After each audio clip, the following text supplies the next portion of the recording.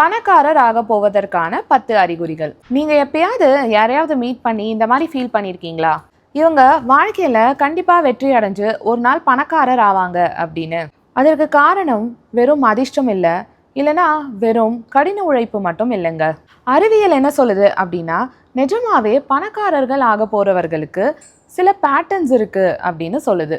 அதாவது அவங்க எப்படி யோசிக்கிறாங்க, எப்படி முடிவெடுக்கிறாங்க, எப்படிலாம் நடந்துக்கிறாங்க அப்படிங்கிறத பேஸ் பண்ணி தான் இது இருக்குது. நான் கடந்த சில வாரமாக சில சைக்காலஜிக்கல் புக்ஸ் படித்தேன்.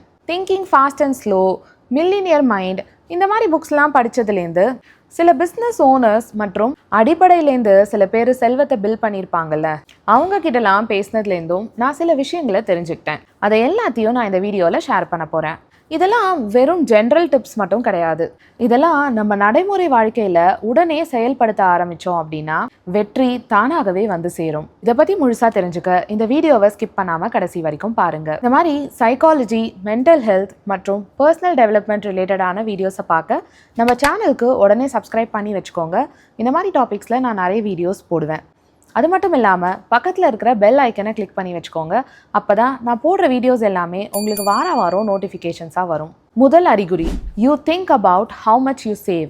இந்த ஃபாஸ்டான வேர்ல்டில் நிறைய பேர் நிறைய சம்பாதிக்கணும் அப்படின்னு நினச்சி அதை நோக்கி தான் ஓடிட்டுருக்காங்க.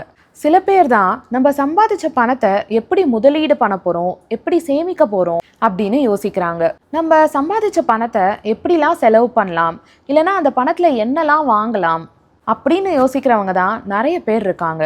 எப்பயுமே பார்த்தீங்கன்னா more income is not equal to more spending.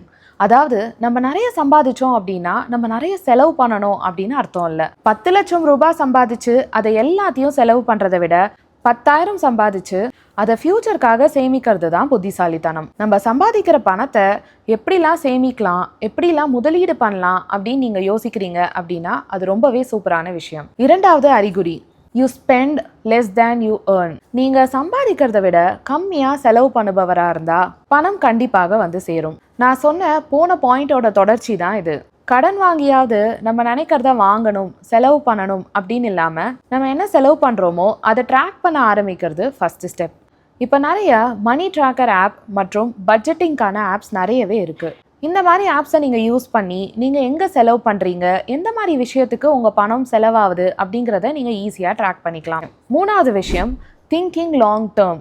பணம் விஷயத்தில் நீங்கள் லாங் டேர்மில் யோசிப்பீங்கன்னா உங்களுக்கு பணம் கண்டிப்பாக அதிகரிக்கும். அதுதான் நம்ம காம்பவுண்ட் எஃபெக்ட் அப்படின்னு சொல்கிறோம். நம்ம எதுலேயுமே முதலீடு செய்யும் போது முதல் 5 வருஷம் தான் ரொம்ப கஷ்டமான ஃபேஸ் அப்படின்னு சொல்கிறாங்க. இந்த கஷ்டமான ஃபேஸில் நம்ம பொறுமையாக முதலீடு செஞ்சுட்டே வந்தோம் அப்படின்னா 5 வருஷம், 10 வருஷம், 20 வருஷம் அப்படிங்கிற டைம் ஃப்ரேமில் நம்ம முதலீடு செஞ்ச பணம் பெருகிட்டே வரும்.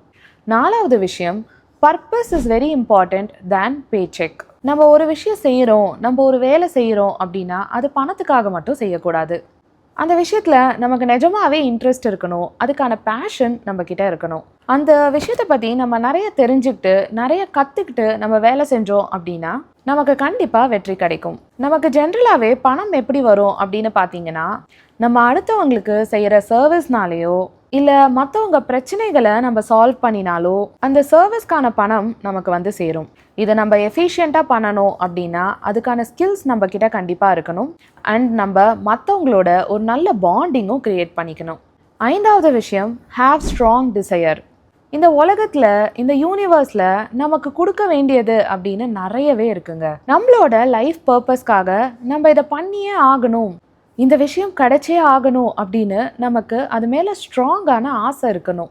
ஏரோப்ளேனை கண்டுபிடிச்ச ரைட் பிரதர்ஸாக இருக்கட்டும், ஃபோனை கண்டுபிடிச்ச கிரஹாம் பெல்லாக இருக்கட்டும், இவங்க எல்லாருமே இந்த உலகத்துக்கு அந்த விஷயத்தை கண்டுபிடிச்சே ஆகணும், இந்த உலகத்துக்கு அதை கொண்டு வந்தே ஆகணும் அப்படின்னு ரொம்ப பேராசைப்பட்டாங்க. உங்கள் பேஷனை அடைஞ்சே ஆகணும் அப்படின்னு நீங்கள் ஒரு வெறியோட செயல்படுபவரா, அப்போது நீங்கள் அந்த விஷயத்தில் கண்டிப்பாக வெற்றியாளர் ஆவீங்க. நமக்கு ரீசனிங் மைண்ட் அப்படின்னு ஒன்று இருக்குது. நம்ம செய்கிற எல்லா விஷயத்துக்கான காரணத்தை கண்டுபிடிக்கக்கூடிய மைண்டு. அதோட மெயின் வேலை என்ன அப்படின்னா, நம்ம எதுக்காக ஒரு விஷயம் பண்ணுறோம், ஏன் பண்ணுறோம், எப்படி பண்ணுறோம் அப்படின்னு ஒரு காரணத்தை யோசிச்சுட்டே இருக்கும்.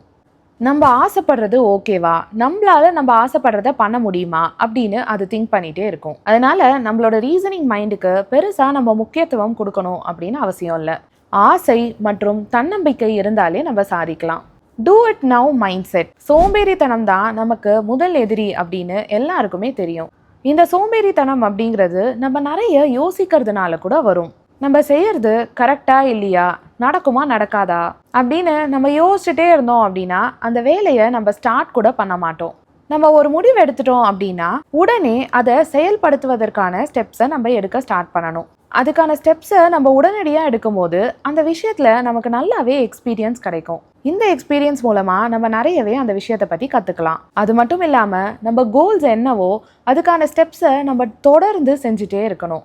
அருணாச்சலம் படத்தில் நம்ம தலைவர் மாதிரி திடீர் பணக்காரர்களாக சில பேர் வேணால் ஆகலாம். ஆனால் நமக்கு தெரிஞ்ச நம்ம ஊர் சாதனையாளர்கள், பணக்காரர்கள், சுந்தர் பிச்சை, சத்யா நாதல்லா, இந்திரா நூயி, இவங்க எல்லாருமே சாதாரண குடும்பத்தில் வளர்ந்து அவங்களோட படிப்பு, விடாமுயற்சி மற்றும் கன்சிஸ்டண்ட்டாக அவங்க எஃபர்ட் போட்டுகிட்டே இருந்ததுனால தான் அவங்களால வெற்றி அடைய முடிஞ்சுது. உங்களுக்கு என்கிட்ட பர்சனலாக கவுன்சிலிங் செஷன்ஸ் அட்டன் பண்ணணும் அப்படின்னு விருப்பப்பட்டீங்கன்னா கீழே இருக்கிற மெயில் ஐடிக்கு காண்டாக்ட் பண்ணுங்கள். நான் ஆன்லைனில் ஜூம் பிளாட்ஃபார்மில் பர்சனலாக கவுன்சிலிங் செஷன்ஸ் கண்டக்ட் பண்ணிகிட்ருக்கேன். 7வது அறிகுறி, scarcity to abundance mind set. அதாவது இந்த உலகம் இல்லைனா நம்ம யூனிவர்ஸ்னு சொல்லலாம். இந்த யூனிவர்ஸ் நமக்கு கொடுக்கறதுக்கு நிறையவே இருக்குங்க. சில பேர் என்ன பண்ணுவாங்க அப்படின்னா மற்றவங்க கூட இவங்களை கம்பேர் பண்ணிகிட்டே இருப்பாங்க. மற்றவங்க வெற்றி அடைஞ்சிட்டாங்க அப்படின்னா இவங்க ரொம்ப பயப்படுவாங்க. எல்லாருக்கும் நல்லது நடக்குதே, எல்லாருக்கும் நிறைய கிடைக்குதே, நமக்கு இந்த விஷயங்கள்லாம் கிடைக்காமலே போயிடுமோ அப்படின்னு யோசிச்சுட்டே இருப்பாங்க. சில பேர் தான் ஆத்மார்த்தமா மற்றவங்களோட வெற்றியை கொண்டாடுவாங்க. இந்த விஷயம் நமக்கு கிடைக்கலன்னா என்ன, நமக்கு கண்டிப்பாக பெட்டராக கிடைக்கும் அப்படின்னு நம்புவாங்க. அவங்களோட எண்ணங்கள், ஐடியாஸ், அவங்களோட உடைமைகள் இது எல்லாத்தையுமே மற்றவங்க கிட்ட சந்தோஷமாக ஷேர் பண்ணுவாங்க. இந்த மாதிரி பண்ணுறவங்களுக்கு தான் இந்த யூனிவர்ஸ் நிறையவே கொடுக்கும். இந்த மாதிரி நடந்துக்கிறது ரொம்ப ஈஸியான விஷயம் கிடையாது. ஆனால் நம்ம இந்த மாதிரி நடந்துக்க முயற்சி பண்ணாலே அது ரொம்ப பெரிய விஷயம். 8வது விஷயம், focus on value over price. Warren Buffett என்ன சொல்கிறாரு அப்படின்னா, price is what you pay, value is what you get. பணக்காரர் ஆகணும் அப்படின்னு நினைக்கிறவங்க நம்ம கொடுக்குற விலைக்கு நம்ம வாங்குற பொருள் வர்த்தா அப்படின்றத ஃபஸ்ட்டு பார்ப்பாங்க. நம்ம பணத்தை செலவு பண்ணி ஒன்று வாங்குகிறோம் அப்படின்னா அது நம்ம லைஃப்க்கு எந்த மாதிரி வேல்யூவை கொடுக்கும் அப்படிங்கிறத பற்றி அவங்க யோசிப்பாங்க. 9வது விஷயம், see problems as opportunities. ஜென்ரலாகவே ஆஃபீஸ்க்கு லேட்டாக வரவங்க, அவங்களுக்கு கொடுத்த வேலையை முடிக்க முடியாதவங்க, இந்த மாதிரி ஆட்கள் எல்லாருமே அவங்கள சுற்றி நடக்கிற விஷயங்களை ஒரு காரணமாக சொல்லி கம்ப்ளைண்ட் பண்ணிகிட்டே இருப்பாங்க. அதாவது ப்ளேம் பண்ணிகிட்டே இருப்பாங்க. ஆனால் நீங்கள் அதிகமாக கம்ப்ளைண்ட் பண்ணாமல் உங்கள் வாழ்க்கைக்கான பொறுப்பை நீங்கள் எடுத்துக்கிட்டு ஒரு பிரச்சனையை எப்படி சால்வ் பண்ணணும், அதை பெட்டராக்க என்னெல்லாம் பண்ணலாம் அப்படின்னு யோசிக்கிறவங்களா இருந்தீங்க அப்படின்னா உங்கள் லைஃப்பில் வெற்றி அடைவதற்கான சூப்பரான அறிகுறி இது.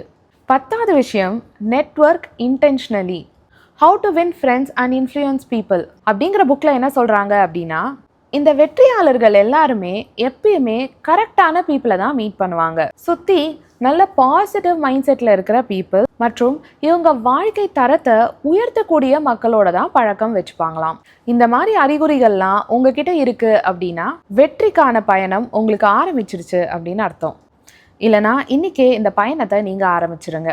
செல்வம் வெறும் பேங்க்கில் மட்டும் இல்லைங்க, ஃபஸ்ட்டு நம்ம மைண்டில் தான் இருக்குது. டாப் 10 பணக்காரர்களின் ரகசிய பழக்கங்கள் அப்படிங்கிற தலைப்பில் நான் நம்ம சேனலில் ஒரு வீடியோ போட்டிருக்கேன். அதுக்கான லிங்க்கையும் கீழே இந்த வீடியோவோட ஃபஸ்ட்டு கமெண்ட்டில் பின் பண்ணியிருக்கேன். கண்டிப்பாக செக் பண்ணி பாருங்கள், உங்களுக்கு ரொம்ப யூஸ்ஃபுல்லாக இருக்கும்னு நினைக்கிறேன்.